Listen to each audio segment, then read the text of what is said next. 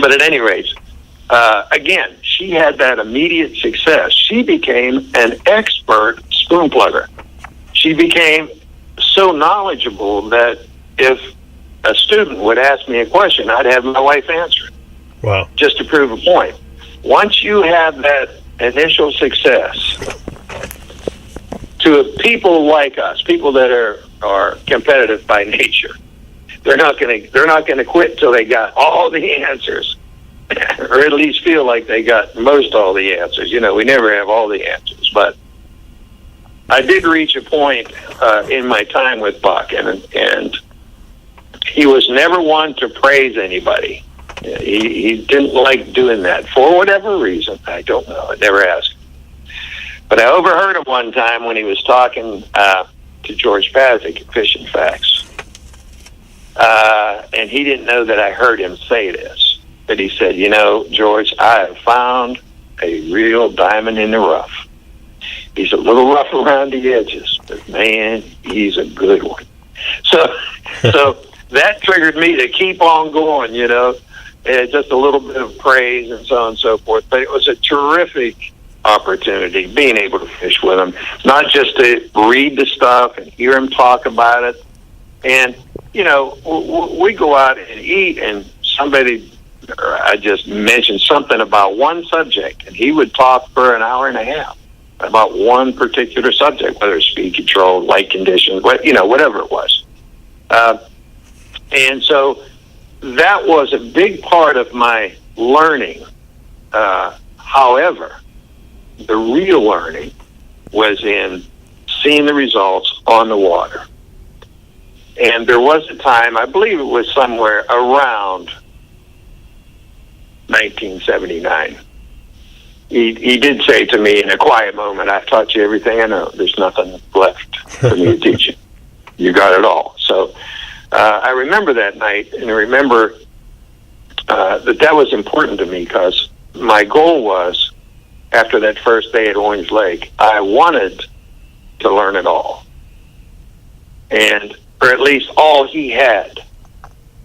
Like he said, there's probably still some stuff to learn. He said, but I think we got most of it. You know, that's about the same time that he published the home study course. Well, he had the home study course out earlier. That's the one I was talking about, how we printed it, by hand. It was so much work and so much time. I'd spend 13-hour days doing that kind of stuff down at the factory.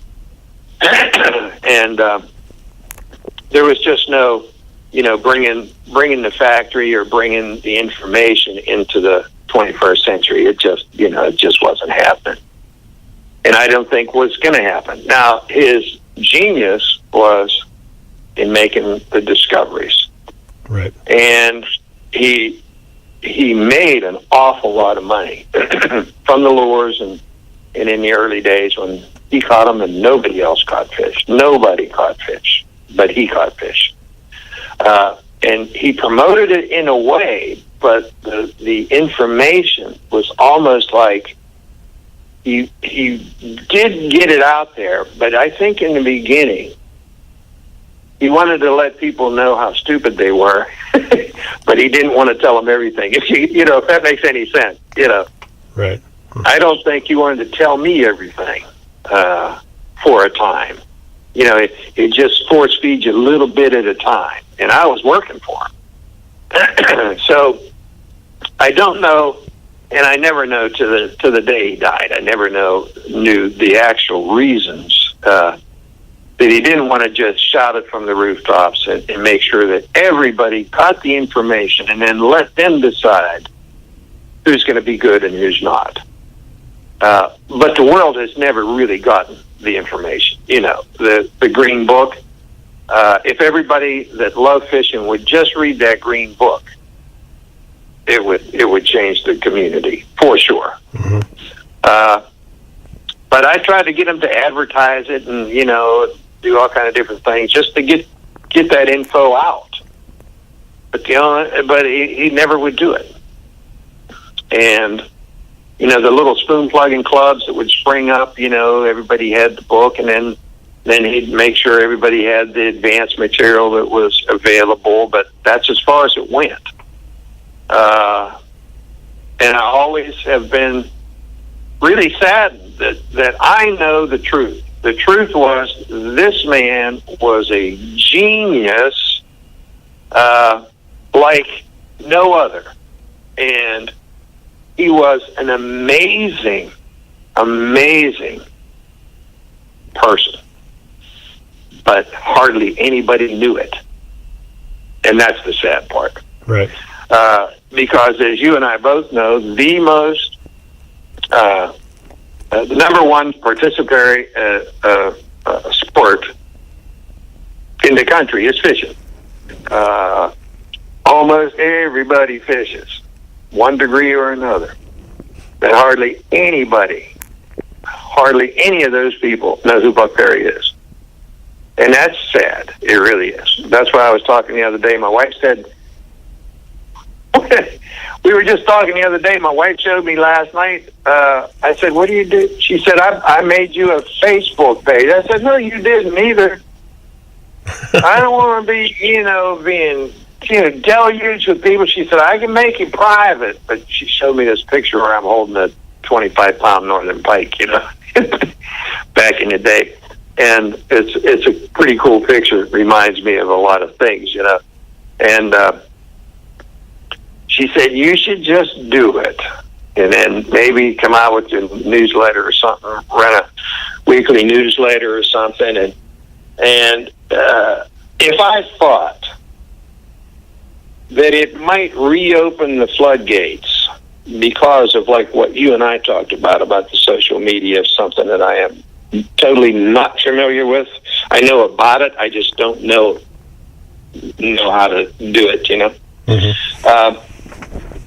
That it might be something that would trigger me to, like the old man in the sea, something, maybe I'll become active. And if I could reach a couple of 100,000 people with the truth, on a weekly basis or something like that, I'd be interested in doing something like that. So I'm going to talk to my wife a little bit more and see if I can't resurrect that.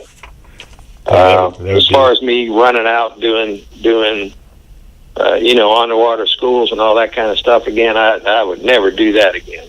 Not that I don't fish, or not that I wouldn't go fishing with some friends, but as far as working it like that, I would not do that ever again.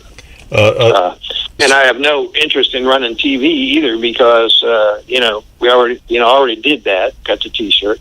Perfect. Yeah, but that's one of the other questions I hit on here. Unfortunately, I never saw those that TV show or I don't know if you'd say it was an infomercial, but it was way ahead of its time. And, to have something like that. You know how I got that?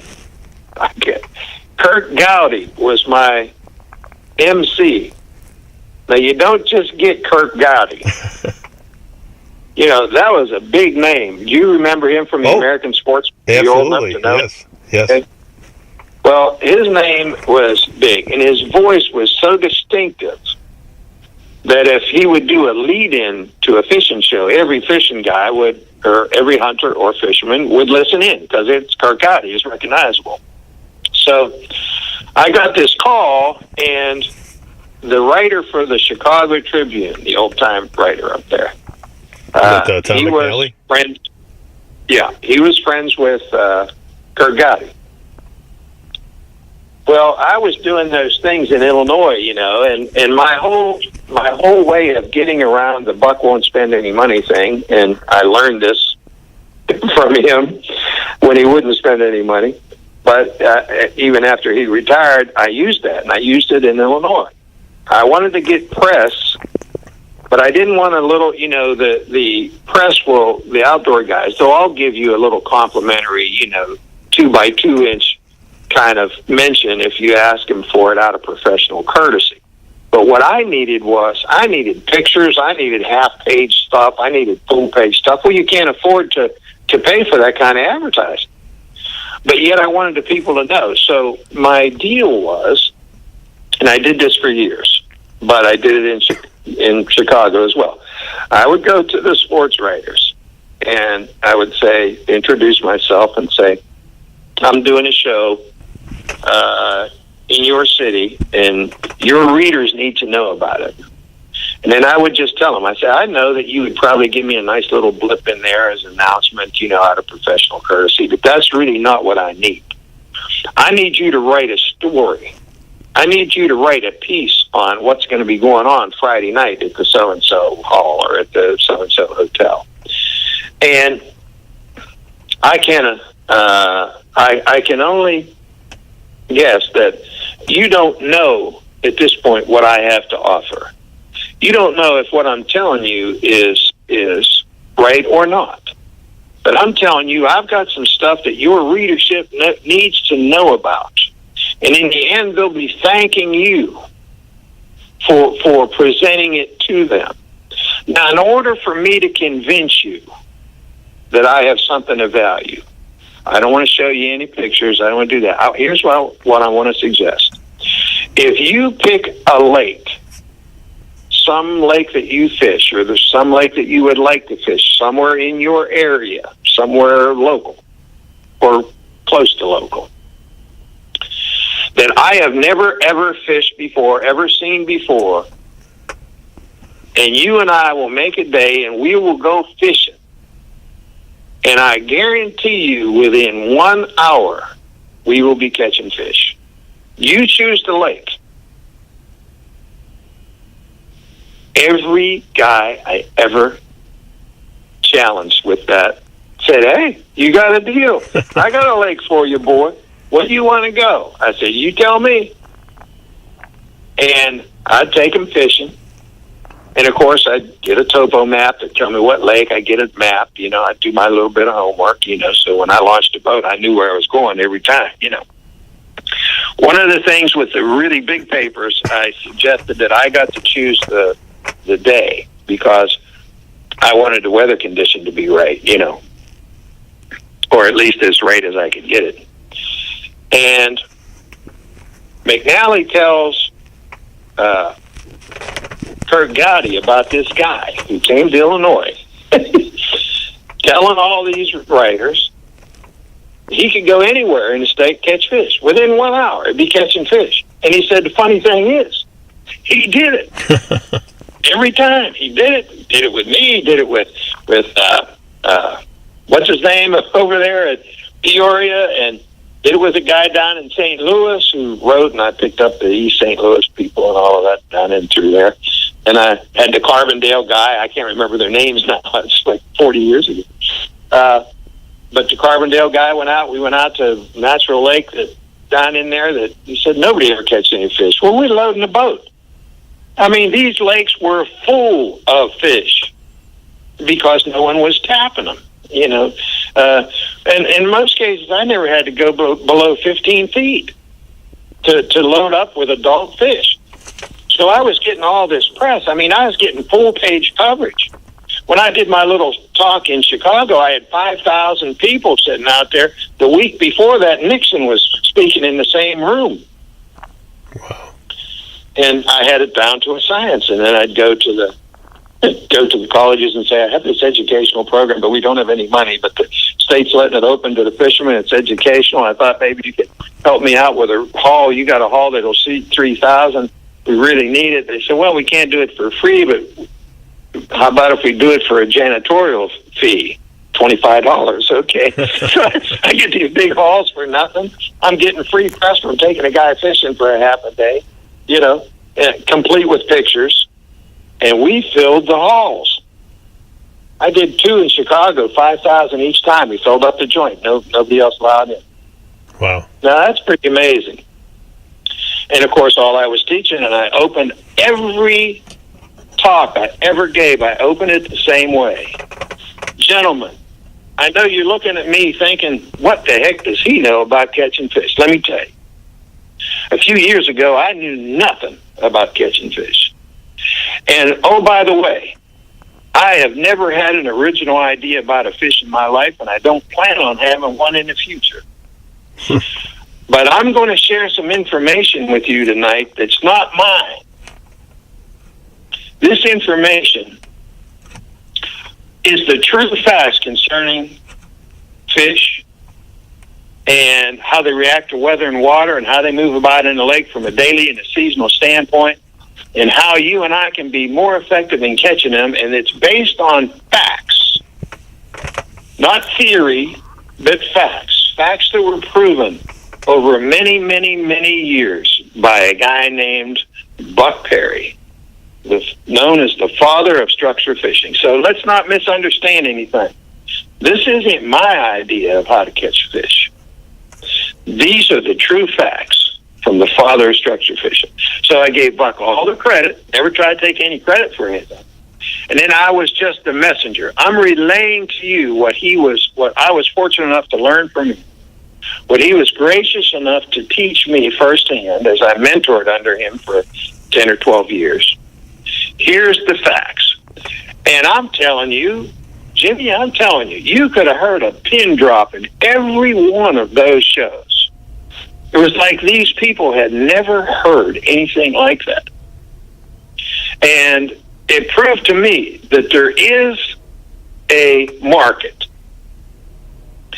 There are people who have a desire to be more successful. They just don't know how to do it. And nobody in the fishing community today is telling them how to do it. All this idea about bass tournaments and all that stuff, that's such old nonsense. It's unbelievable. They still do the same thing. They fish during the spawn. They hold the tournaments. They follow the sun.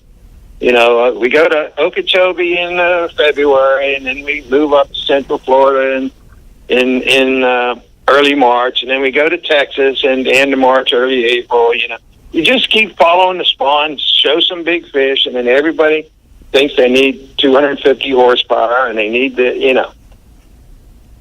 it's nonsense. How come they're not running them all summer long? Because nobody catch any fish. That's right. Why. Period. End of story.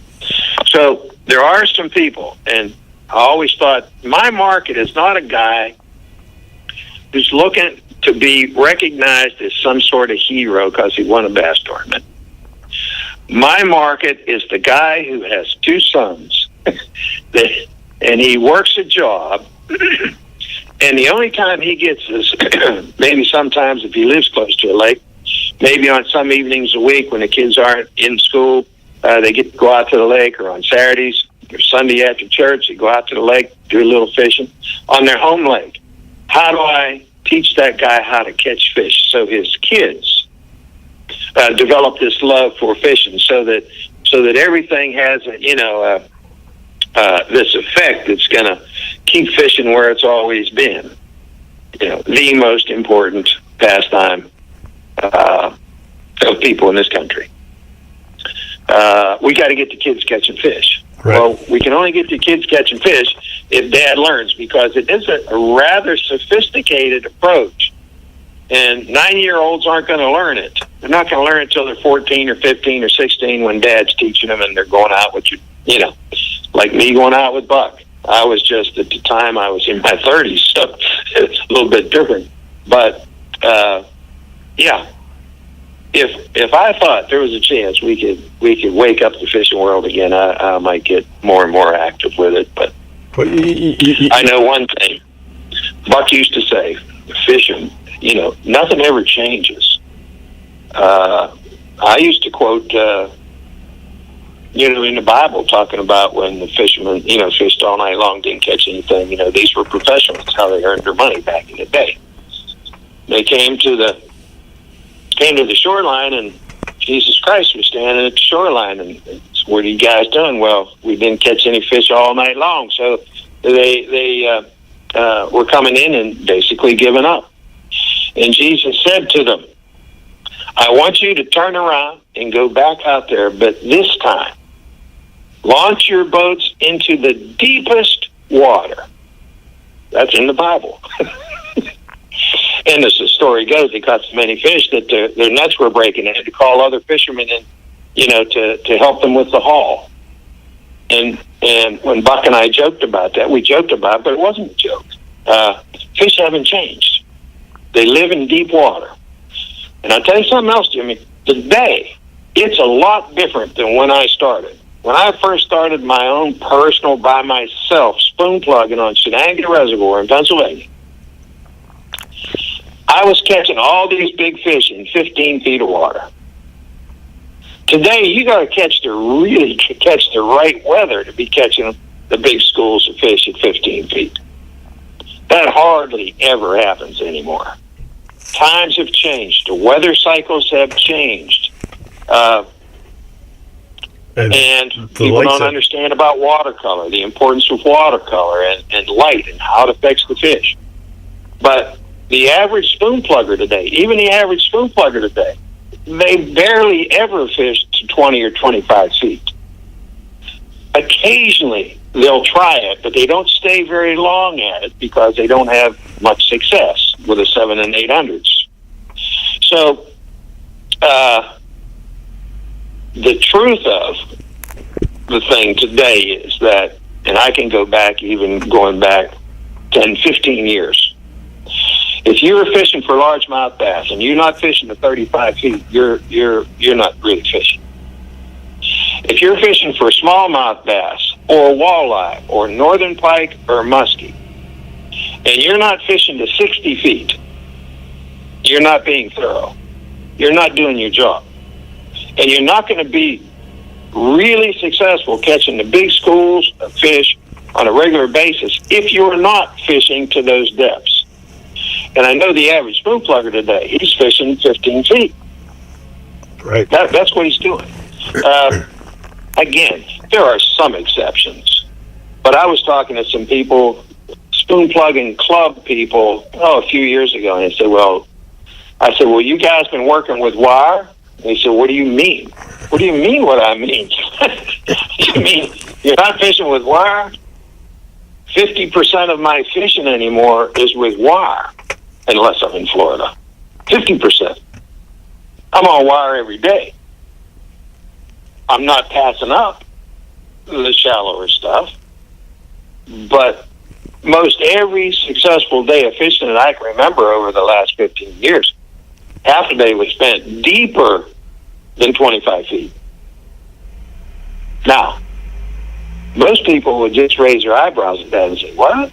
What are you talking about? Well, listen, it hasn't changed. Deep water's the home of the fish. And with the kind of weather we've been having, I don't know if you can... How old are you, Jimmy?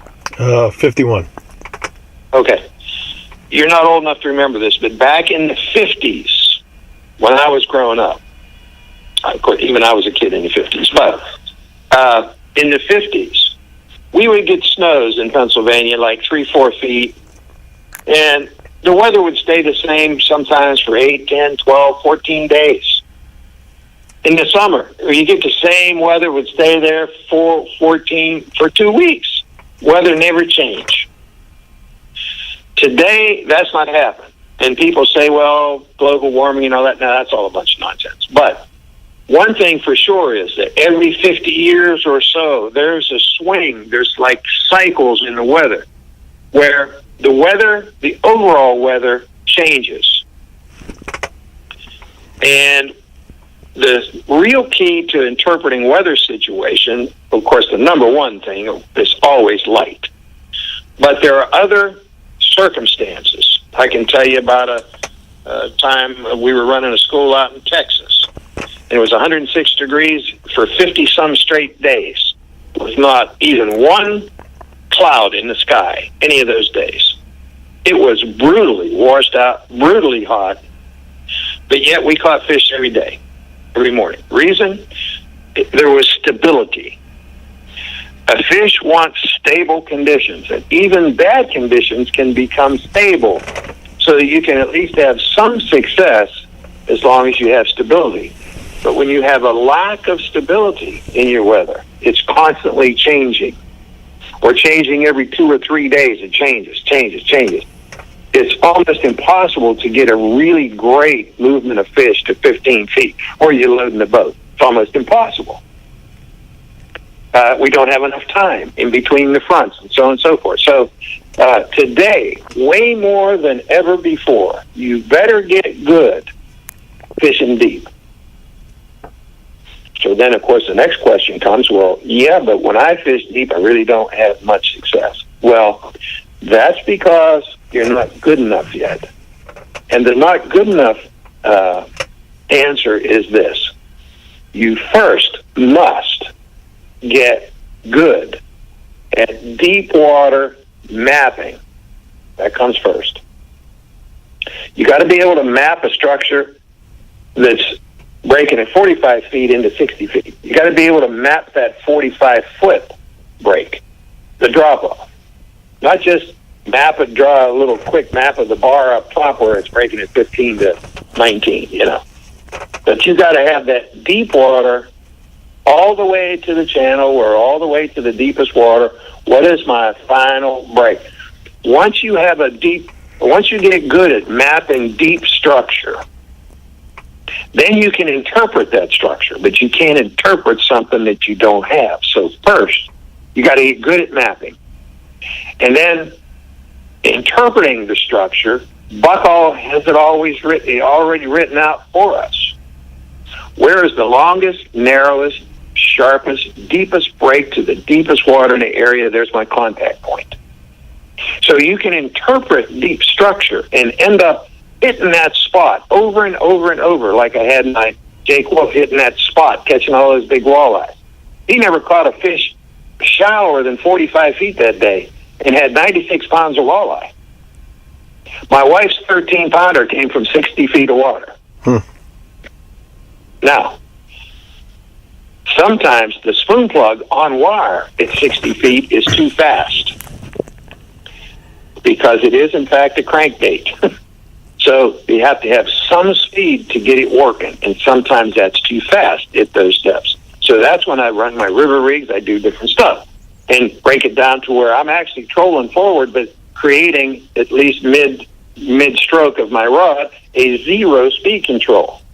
That's how my wife caught her a 13-pounder at 60 feet, zero speed, by dropping the river rig down and then dropping it when she relaxed her rod backwards. The lure, which was a Magnum Rapala, by the way, at 60 feet, when she relaxed the rod back, it reached a zero speed control, even though the lure was still working because there was current. The lure was working side to side, but it had stopped moving from point A to point B for that split second, and that's when the fish struck. So sometimes, your presentation in deep water is, well, not sometimes, all the time, it's just as critical as a presentation at 10 feet of water. It's got to be precise. The depth and speed has to be correct. But in deep water, the real problem is that's where the fish are right now, but nobody has bothered to get really good at deep water mapping.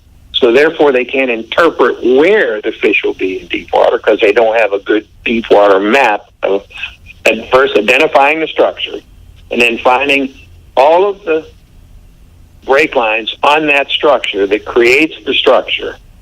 Where's the last one to the deepest water? If that's at 30 feet or if it's at 45 feet, wherever that is, that's the map that you're going to have. And then you can sit back and ask yourself, once you draw that detailed map with all of the depths, then you can ask yourself, where's the longest, narrowest, sharpest, deepest break to the deepest water in the area? And then you can put your finger in the water like Buck used to do and say, there's my fish. So that's what's missing today. The fish are deeper than ever before. Very few people that I know are fishing with wire. The wire line with spoon plugs and or in some cases, river rigging, depending if it, especially if I'm fishing walleye. River rig is becoming a real important thing. In current, you're fishing extremely deep water, and they're a slow fish, slower than bass, of course. And smallmouth bass, I've caught, I don't know how many, thousands of smallmouth bass when I was filming with Kurt Gotti in Lake Erie at 60 feet of water. Running an 800 on wire, and a three-way, actually come down, put a three-way out, run a 4-foot leader back with a little wiggle tail, just a little wiggle tail jig, on the leader going back and then dropping down to my 800 to give my depth. And sometimes we'll catch two smallmouth, one on the jig and one on the 800. Wow. You always look at the smallmouth and say, how did you get the 800 in your mouth? Because, they got a little mouth. But we were catching 5 to 6 pound smallmouth like it was nothing. 60 feet of water.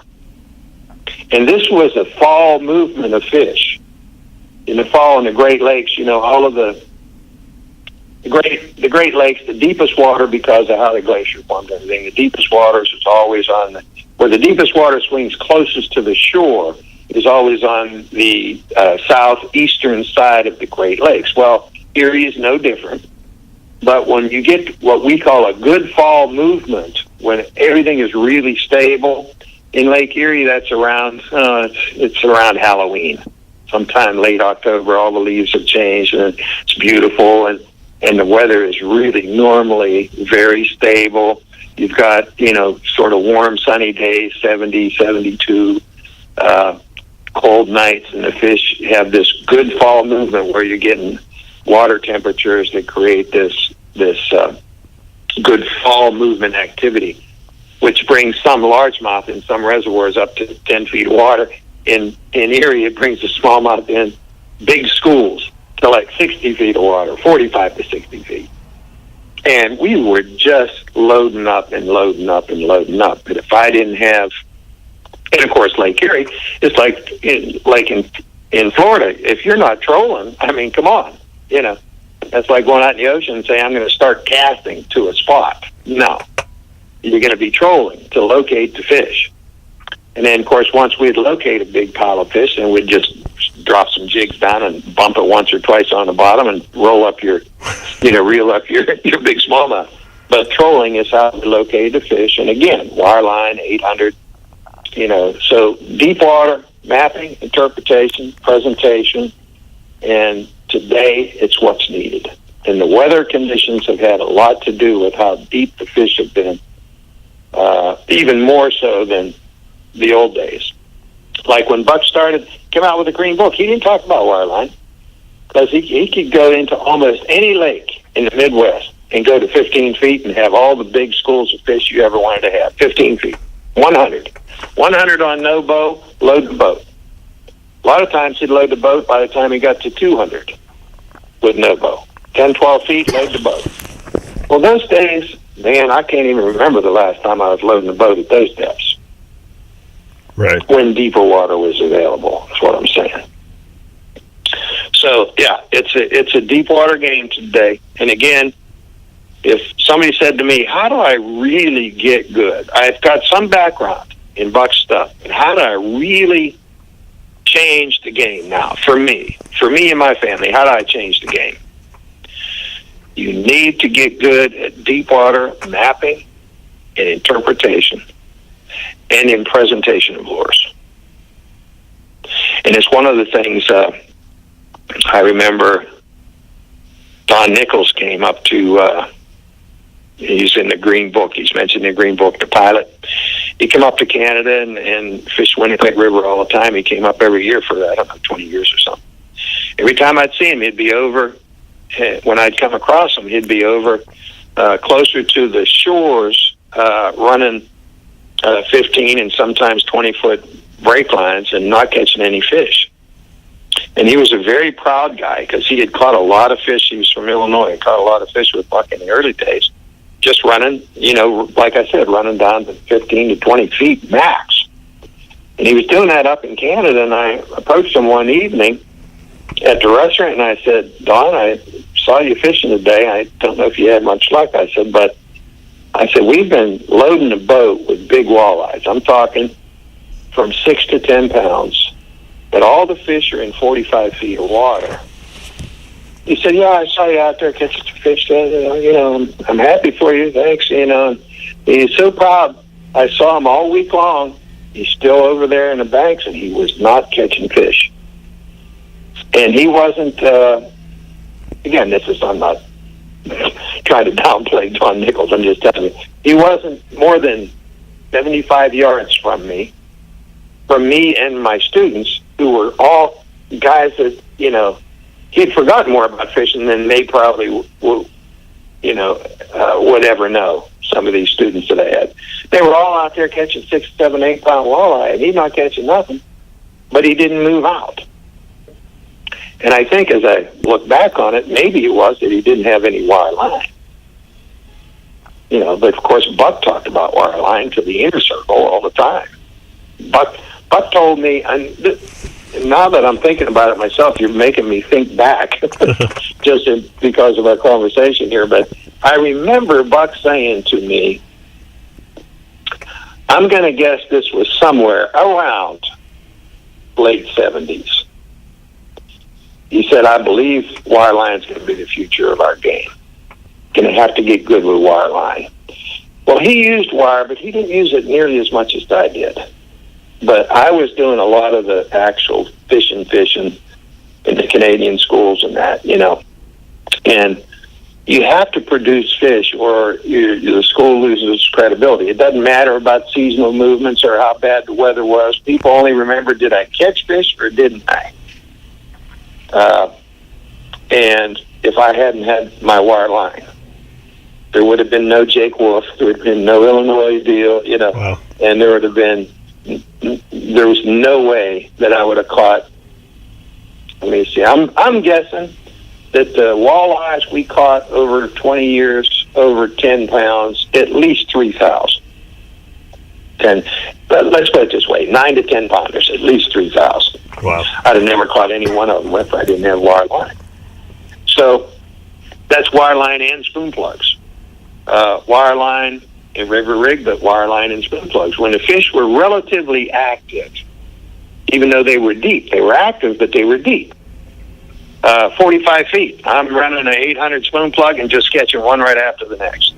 But then there were days where I'd run my spoon plugs on my wire, same break lines, not catch a fish. I put on the river rig, 3 or 4 ounce weight because I was working with current. 3-way swivel, work my Rapala, big Rapala, the Magnum types, big ones.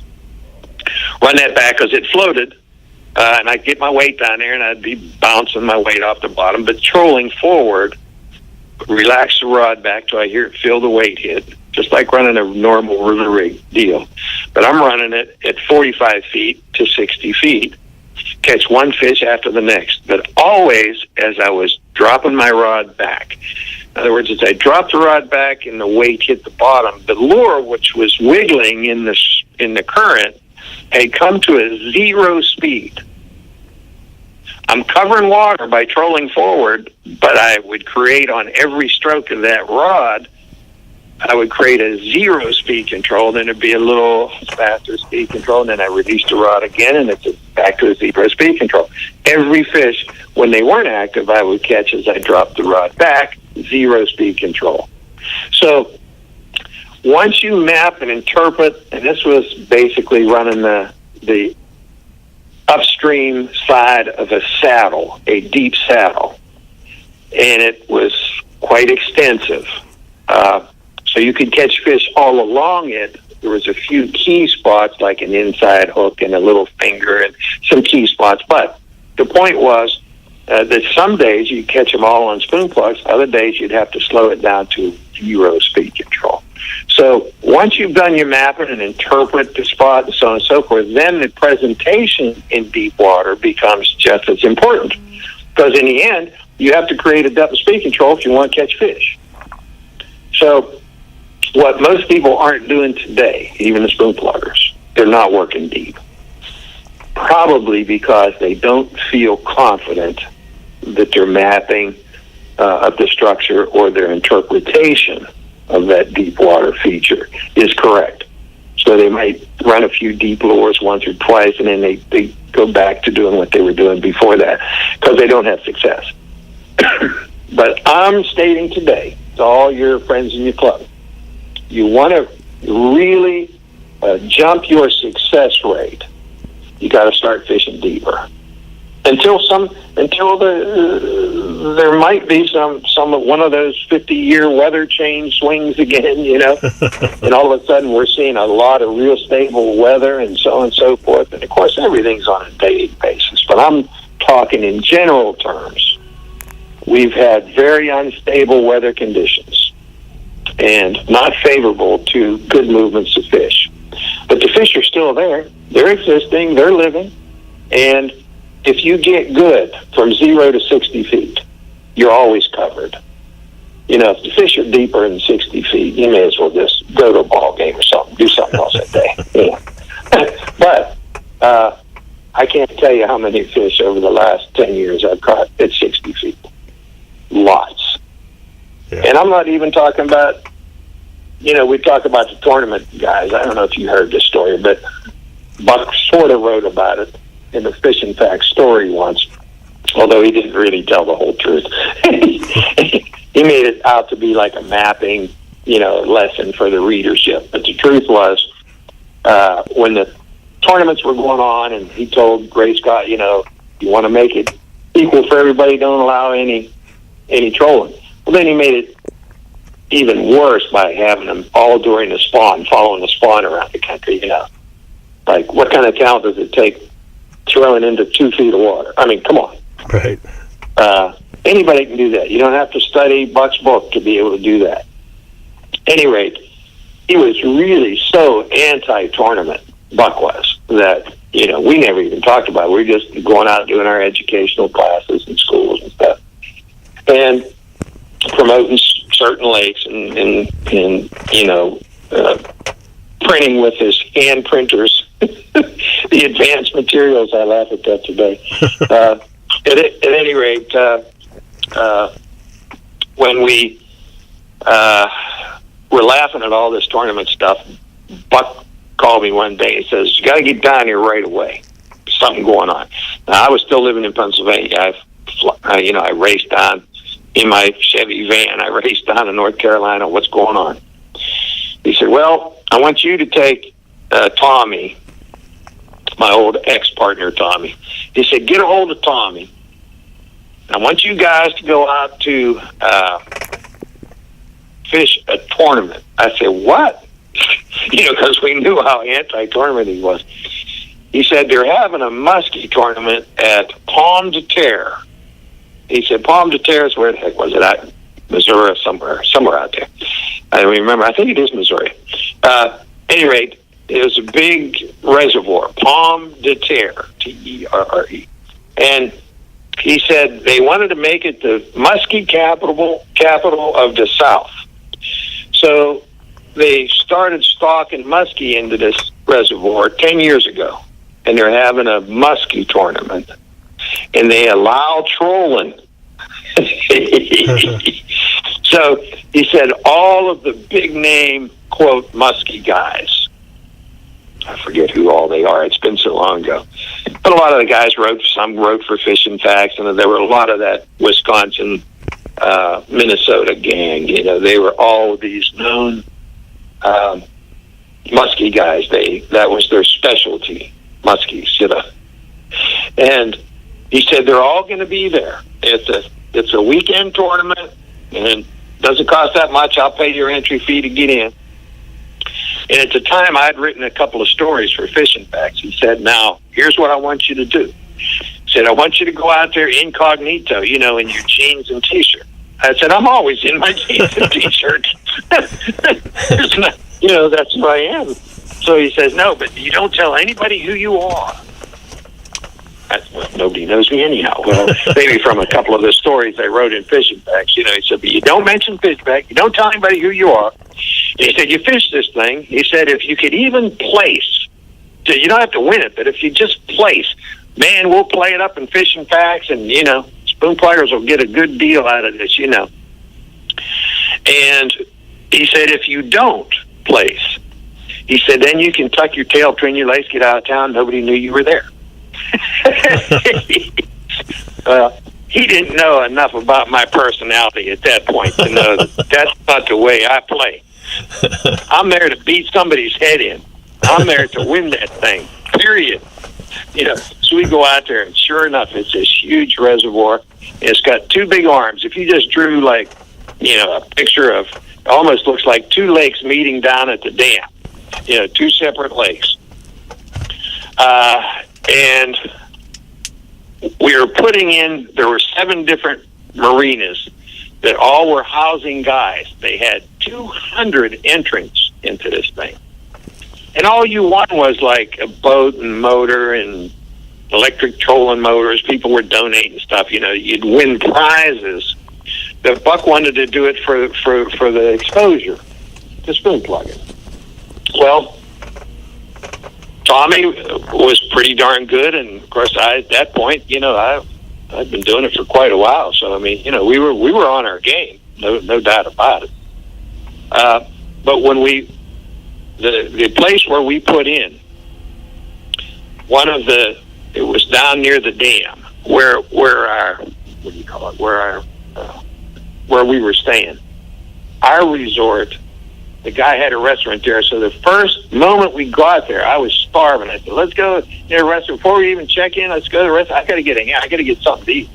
Walk into this, and it's right on the water. So we walk into the restaurant. Guy comes out from behind in the kitchen, comes out and says, holy mackerel, Don Dickson fishing factory. I said, oh, no, you got to be kidding. Well, as it turns out, this guy owned this resort, but he not only read fishing facts, but it was just 2 months earlier, I think, I wrote about catching musky on Kinzua Reservoir in Pennsylvania. So they ran this musky article, so that's how the guy recognized me. Wow. And so that incognito had gone right out the window. To make it worse, this guy was the organizer of all of the other resorts and all of the team that brought this big tournament to town. And we were meeting in the high school gymnasium that night, which, by the way, it had a tin roof, and it hailed and rained that night horrible. And they had all of these musky stars who were known as the musky experts. There were 4 of them, and for the life of me, I can't remember their names. They've come and gone, just like me. At any rate, they were speaking with all the fishermen and the wives and the kids that were brought along. There was like 400 people there. And this guy where I'm staying said, man, you got to speak to the group tonight. When they find out you're here, it's going to be great. They're going to love it. I said, no. Because I'm still trying to maintain, like Buck said, stay incognito, right? So I said, I don't need to be doing that. You've got your guys, these big stars from these magazines coming in. He emceed the deal, and at the end he said, and now I got a special surprise for you. Yeah. Straight from Fishing Facts magazine. I had only written 2 stories, and one of them had to be a musky story, and there it was. So, of course, I had to go up, and I started talking. And excuse me, this reservoir had a weed line to about 20 feet. Are you getting my drift? Wow, clear. It was clear as a bell. Huh. Now, for the practice days, one practice day, I saw everybody was up in there throwing their big suics and their big spinner baits up into all these weeds, Everybody was doing the same thing. Big fast boats, casting all up into the weeds. And of course, when I saw the clear water, I'm looking for watercolor, but getting ahead of myself. When I gave my little talk that night at the gym, everybody else had talked about the weed lines and suics and their favorite new bait, and they've shown baits and all that stuff. I got up there, I said, one of the things really something that's, some misinformation about muskies. That elusive fish of 10,000 casts, it's because guys are casting in the weeds for this fish, and it takes 10,000 casts to catch one. That's probably pretty true. Because muskie, just like northern pike and just like walleye and just like bass, they school. They school together, and they live in deep water. 95% of their entire life is spent in deep water. And for a northern pike and a muskie, that deep water home area is somewhere between 45 and 60 feet. You should have seen the blank stares I was getting. I can imagine. From 400 people. Like, the bottom line was, what in the hell did he just say? And it was almost like we were the laughing stock. He didn't laugh out loud, but we found out later. They were kind of tee-heeing about what I had to say about musky stuff. So when we went out to the final practice day, the next day, because we'd seen all this clear water, I said to Tommy, we got to go as far upstream as we can go. And at the time, I was running with a 25 horsepower motor, so we weren't breaking any speed limits, you know what I mean? And it's quite a long reservoir. These two forks, it's actually like two main bodies of the reservoir, one going one direction, one going sort of the other, were quite long and extensive. I said, we have to go as far up as we need to go until we can find some decent watercolor, because we're not going to have a chance. And the night that we were speaking, it rained, and then we heard, on that rooftop, we had a cold front come through. It was in this, I think, a mid-70s the first day. Second day, it was about 40 degrees.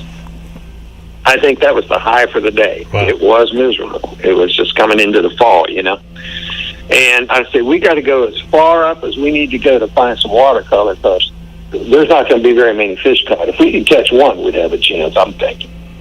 So the next day we just we flipped a coin and went up the left fork rather than the right fork, and we saw there's a bunch of feeder streams coming into the reservoir as you move up, So I was hoping that some of these feeder streams would have some color to them and have some depth. So we went about, 3/4 of the way up that long thing. We came to all of a sudden, we were approaching a side feeder stream that was coming in from the right, and I noticed the change in the color. I said, Tommy, we got some watercolor change here.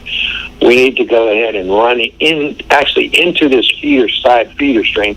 And the side feeder stream was, probably at least 100 yards wide, 150 maybe yards wide. It was a big side river coming in. And there was a bar out at the end where it met in the main reservoir, but I looked at that real quick, but I didn't like the looks of it. In other words, it was very steep and I think breaking pretty shallow. I can't remember exactly, but I know I didn't like that end bar. So I said, let's run up this feeder stream a ways, and there was a break line. So following the break line, we go up about 300 yards into the feeder stream, and all of a sudden it turns to the right. And where the hook was made there, the inside hook coming off the bar from the long bar and the break line from where it met the lake, and where it hooked and then started heading up this feeder stream. At that hook, I noticed it really broke off sharp. So I just turned and went straight out into the feeder cut and saw that we still had some 60 feet in the feeder cut. So we still had a lot of water. And so as I was going out to see how much depth I had, I noticed that at 45 feet, it went like stepping off the Empire State Building. 45 to 60 feet, as sharp as you can make it. And when I went to both sides of that to see if that break line continued, it didn't. It was just a sharp break occurring at that one spot, right at the hook. I know it'd be easier if I could draw it for you, but at any rate, there was a sharper break, and I said, Tommy, we got to hit that spot right there. So we may not be able to swing the lure in there correctly by going this direction. We may have to go up the feeder stream, come back this way. But I said, we got to get a lure into that hook at 45 feet. So we went, of course, right to our wire. And now this is the first day of the tournament. It's 40 degrees. We made 7 or 8 passes, and it was really hard to maneuver the lure into position. And I had a couple markers out, and just to position how I could try to best hit the spot. So we're running 45 feet, running this break line, and at that one spot where that sharp break occurred, I think it was on the 7th pass. Pow! I mean, that little rod just doubled up. At first, I'm not kidding you, at first I thought I had hung something. I did. It was 25 pounds exactly. Wow. And they had this deal. There was a first and second place in the keep division, and this was when it started to become the thing to release fish. They also had a release division, and they had these other boats running around with flags on it. If you could find one of those boats, you flag them down, they come over, they measure the girth and the width without taking it out of the water, and estimate the weight, and then release the fish. So there was two ways you could do it, and then we didn't see any boats where we were because we were way up the reservoir. And so we're keeping the fish, obviously. And we found out, I said, it's only been 10 years. I said, this could be a state record, because I knew it was a big fish, 25 pounds. And we found out later, when we weighed the fish, the state record was 25.2. Oh, wow. We missed the state record by 2 ounces. Wow. But I regress. Let me go back to the story. After we caught that fish, 4 passes later, Tommy hooks a fish, 20 pounds. We got 2 muskies. It's 40 degrees. The wind is howling. We're fighting to get that lure to hit that sharper break off of this 45-foot break line. We got 2 fish. We continued to fish there, and when it was obvious that we had done the damage, we turned around and made the long run back, and you had to be there at a weigh-in time and all of that. And we weighed in. I said, I promise you, they've only had muskie in here 10 years. We got to have the big fish of the day. That's got to be for sure. Well, not only did we have the biggest fish, we had the only 2 muskies that were caught. Wow. 200 fishermen. Not one other fish was caught. They also had a throw-in prize for the weekend for the biggest bass. We had caught 3 bass, but we didn't think nothing of it. We were there to win, and they were like 3 pounds. But I told Tommy that night, I said, if we catch a bass, we ought to keep a bass, because, if they're not catching any fish at all, they're not catching any bass.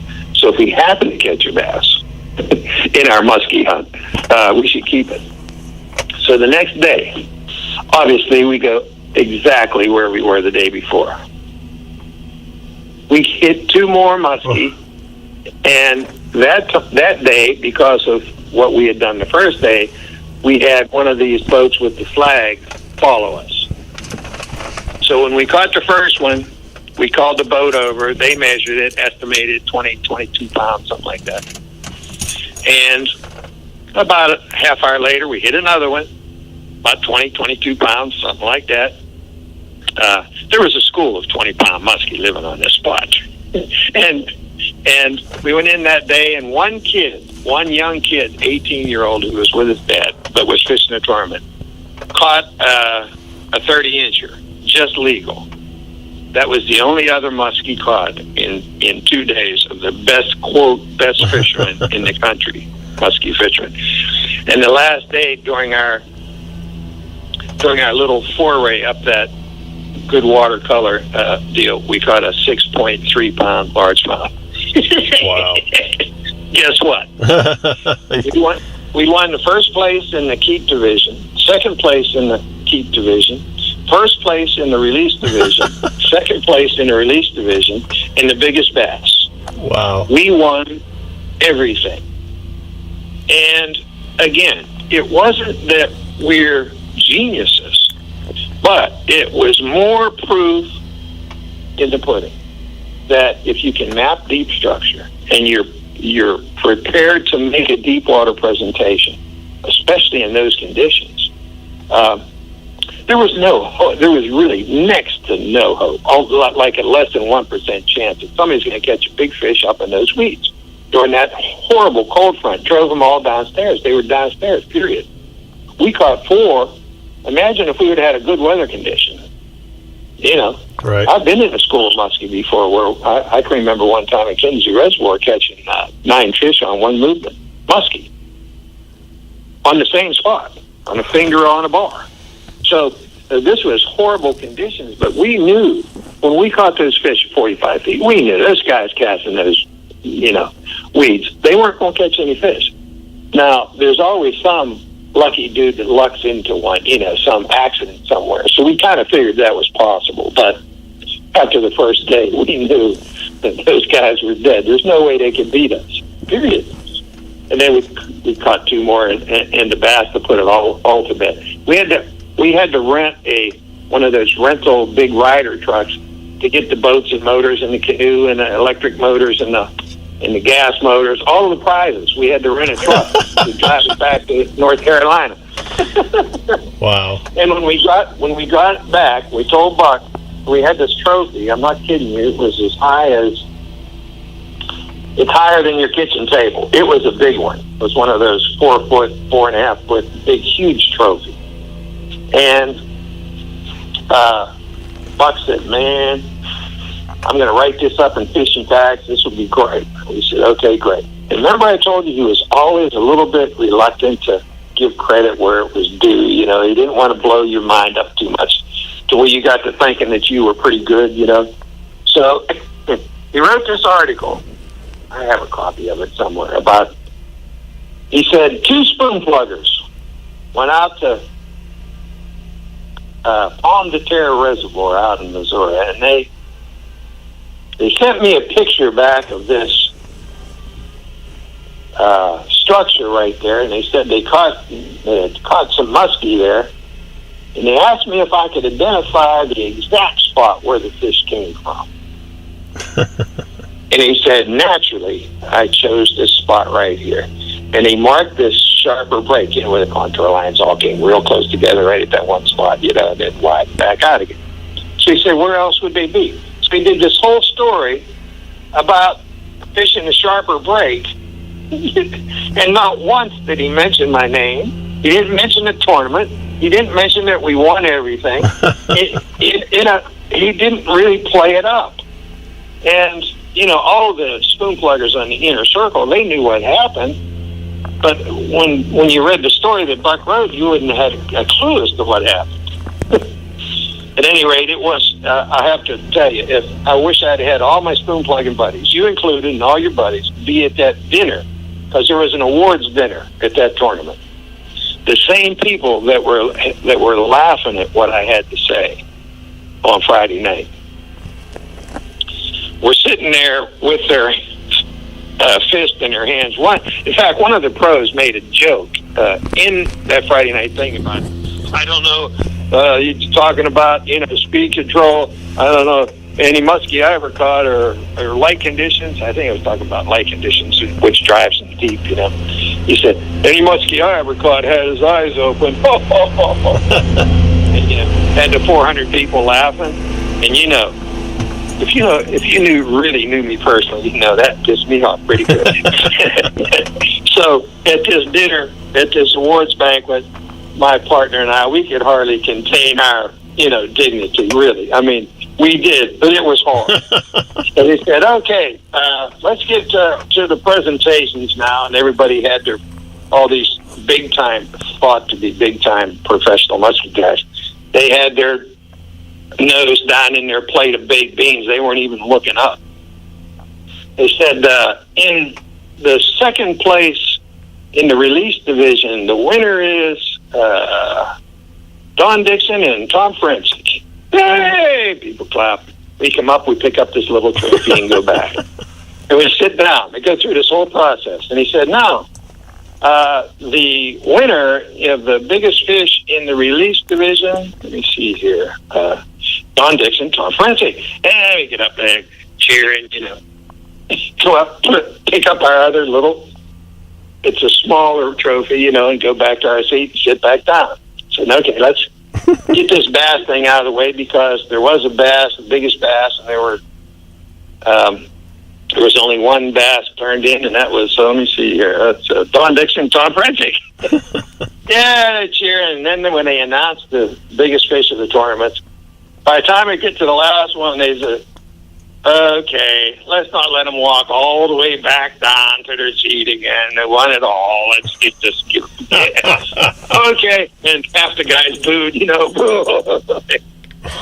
And here's the funniest part of the whole deal. At that point, we were a couple of smug spoon pluggers that weren't letting on that we were smug. But we was, take that. The next time you start laughing when somebody tells you something, maybe you think about this moment. That's what we were thinking. At any rate, they said, we've got so many prizes left over because we assumed there would be, 25 different winners. So we got some prizes that have been donated, some really nice things, some signers, some good stuff. They said, so what we're going to do, y'all have tickets. We're going to draw some tickets at random and give these prizes away. They called the first number, 287. Guess who had 287? I'm not kidding you, Jim. It was my ticket. Wow. I stood up, and you should have heard everybody booing. I said, listen, I'm donating to the next. Whoever wins, you just won this prize, too. Pull the next number. I guess it gets silly. Oh, man, when we were driving home, we couldn't stop on that CB. We laughed all the way to North Carolina.